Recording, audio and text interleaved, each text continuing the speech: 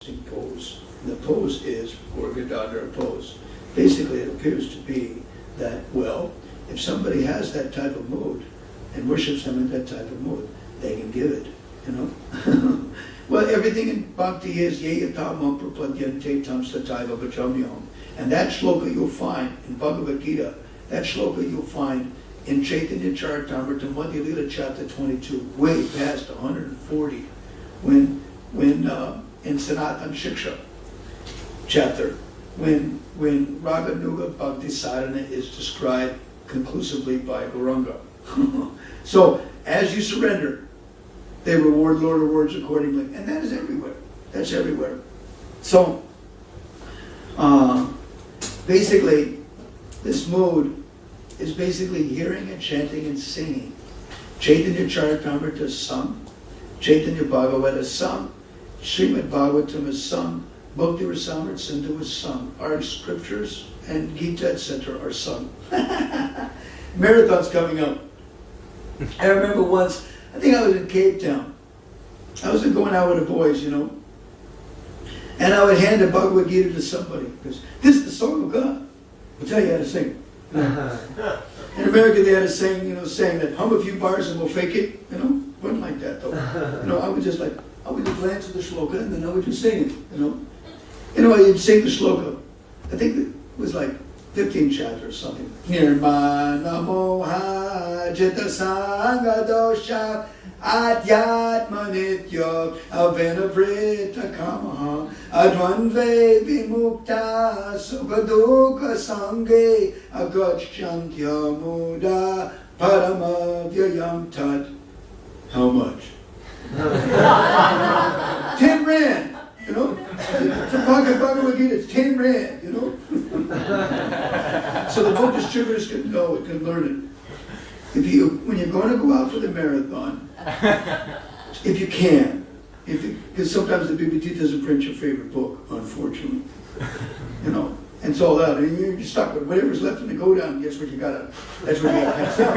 I mean, you know, what you're stuck with. But if you do get your favorite book, hey, there's nothing like it.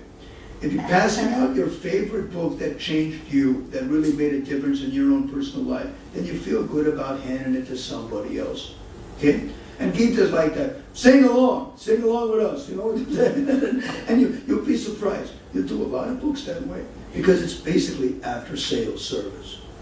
You're talking about giving somebody something that should linger with them. And like I was telling Prabhu here, one of the biggest things I was impressed about is contact Sankirtan.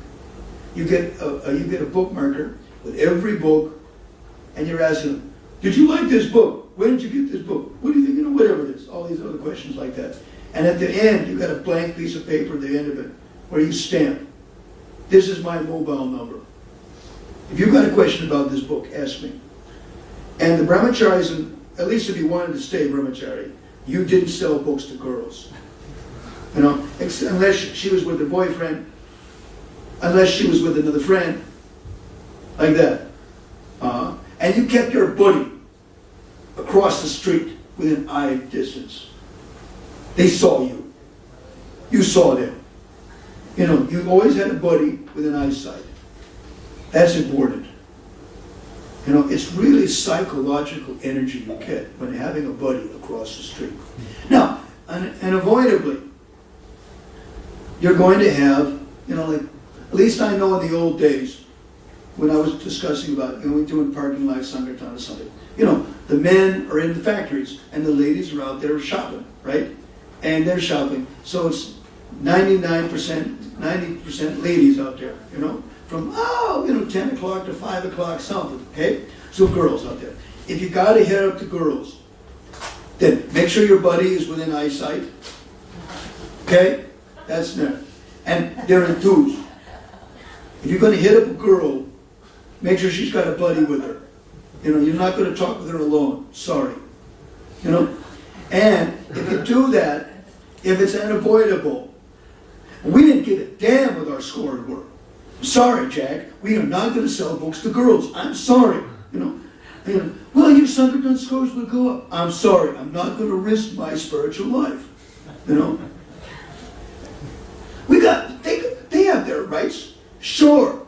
rights to happiness and a husband. It's just not me, man. You know? Sure, they got a right to marry XYZ, Mr. Right. You know, it just ain't. I ain't the one. That's all. You know. They got nothing to do with it. Now, if you gotta sell them, they're Jivas. They have to be protected. They have their rights, right? So, good the Sankirtan ladies' mobile number. That should be at the bottom of the sticker. If you're a man, then here's my number. And if you're a lady, you know, we want to make sure you get the best possible care. So therefore, here is a girl's, Sankirtan leaders, whatever it is, mobile number. Call her day and night, doesn't matter, you know. And that is really, really, really impressive. If you see that day or night, I can call this mobile if I got a question about this book. That is impressive. That goes down. Next thing is probably the receptionist would be the first person. You know, in between people coming to the door, answering the phone, yellow, you know, between that, they're also keying in the database. When they get stuff in the mail, you know, they should go, you know, hey, I got this book, but, you know, and I want another one, or whatever it is, you know, like this. And you're keying them up in the database. Probably receptionist is probably the best person for that job. And then you'd be surprised. I remember in New York in the mid-90s, they went from just a few people to thousands in a few months. Contact Sankirtan was so big. They're actually reeling them in, you know. And they're getting the newsletter in the mail, you know, like that. And it's really nice. Now, sometimes we would ask them, hand the people the book, and we'd ask them to fill out the bookmarker on the spot. If they're really friendly to you, then you can ask them. Otherwise, you just say, you know, you can't do that sometimes. Sometimes you can, sometimes you can't. Basically, take them for whatever you can, you know. If they're friendly. My god sister, Devi Shakti, told me about it when Devamrita Maharaj became a devotee. That was funny. When Devamrita Maharaj became a devotee,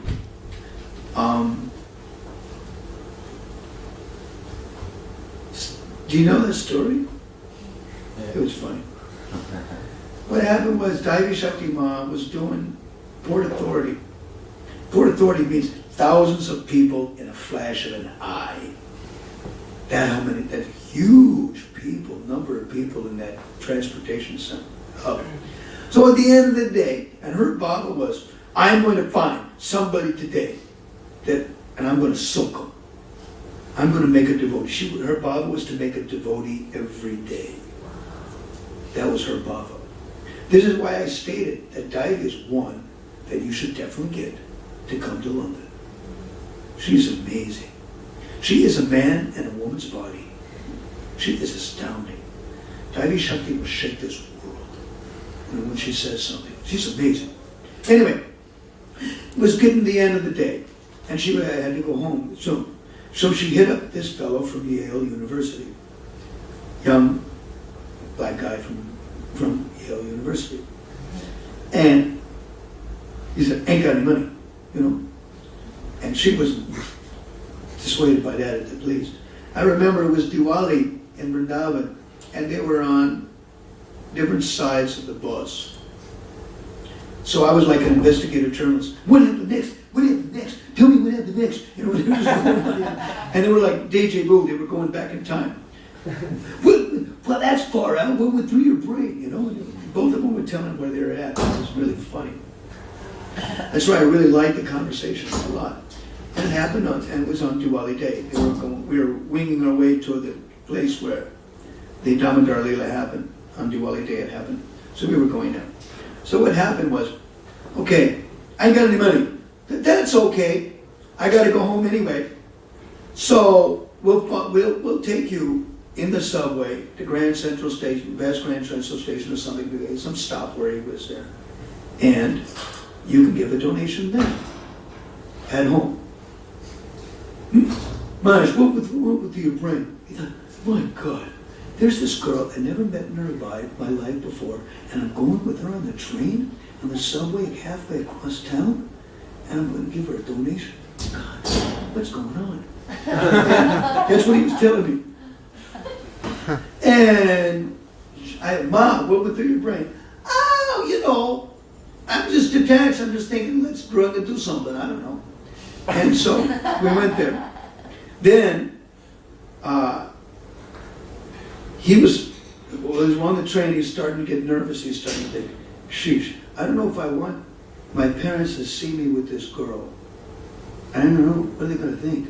Sheesh, maybe she better stay down below while I go upstairs to get my checkbook. I don't want my parents to see what's going on. So they got there to the place, and sure enough, she said, all right, I'll wait down here and you go bring it. And he went up and he got his checkbook, okay? And he came down. And he turned up a check, he gave a check for $350 to her, okay? What happened next? So I asked Divey, when went through your brain? I noticed on the stub that he had $2,000 in the bank. So why not give half? You know, we have a bear temple in New York. We're trying to build it up. Why don't you give half? She said, I asked him, what went through your brain? He went, my God, here I am. I traveled halfway across the city on the subway with a girl I never met before in my life, and I never give a donation to nobody. And I gave her $350 and she asked me for half? What's going on? What happened next? Then Mars thought, I can't create a scene. What the neighbor's going to think? You're going to yell and scream at this lady, what are you doing? And the neighbors will come out and start looking at me, what's going on? And I didn't want to create a scene. So it was Yoga Maya just covering me over. So I just canceled that check and I wrote another check for $1,000 and I gave it to her. Mom, what went through your brain? She went, oh, I was impressed. This boy actually gave half. Householders should probably give 50%, Prabhupada said. All right, you've given half. So you are a candidate for the mercy of Lord Krishna. If you ever have a problem, I'm for you. You come to the temple anytime and I'll help you out. That is after sales service. It means that when they come back to the temple, you're telling them on Sankirtan that if you take this book, not only can you phone me, but if they're a real sweetie pie, that really gave a good donation, took a good amount of books, they can come back. And they can see you at the temple. It's a magnet. We don't know the hell about this philosophy. All I know is that I've got a friend in the temple that I can talk to. That is a big and important thing for them. So, then he came back to the temple. And that was a funny story. What he did in December, he'd given an engagement ring to a girlfriend in Yale University. And he met Devi Shakti and the Hare Krishna woman in January. Okay? And he came to the temple and he's thinking, what am I going to do now? I gave this engagement ring to this girl. Devi Shakti Ma says, well, I hate to tell you that women are Maya, and I ought to know because I'm one of them.